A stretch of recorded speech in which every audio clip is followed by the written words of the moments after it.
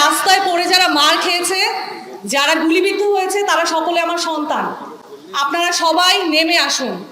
আপনারা যদি আজকে নেমে না আসেন, আপনার সন্তানদেরকে আপনারা কিভাবে মুখ দেখাবেন? আপনারা কিভাবে তাদেরকে শেখাবেন যে অন্যায় করবে না, অন্যায় প্রতিবাদ করবে? আপনাদের সবাইকে, প্রত্যেককে অন্যায় প্রতিবাদ করতে হবে।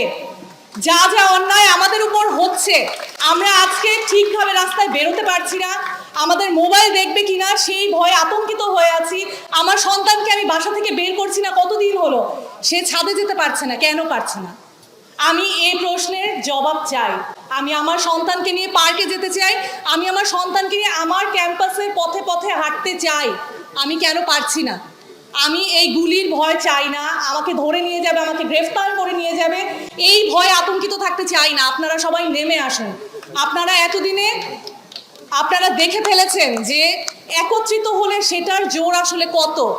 আপনারা স্টুডেন্টদেরকে ছাড়িয়ে নিয়ে এসেছেন, আপনারা দেখেছেন অন্যায়ভাবে যে নাবালক শিশুটিকে ধরে নিয়ে যাওয়া হচ্ছে, তাকে ছেড়ে দেওয়া হয়েছে শুধুমাত্র আপনারা সবাই একত্রিত হয়েছেন বলে।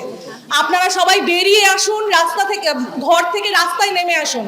আপনারা সবাই মুঠিবদ্ধ হন, একসাথে আপনারা একত্রিত হন, মুঠিবদ্ধ করুন।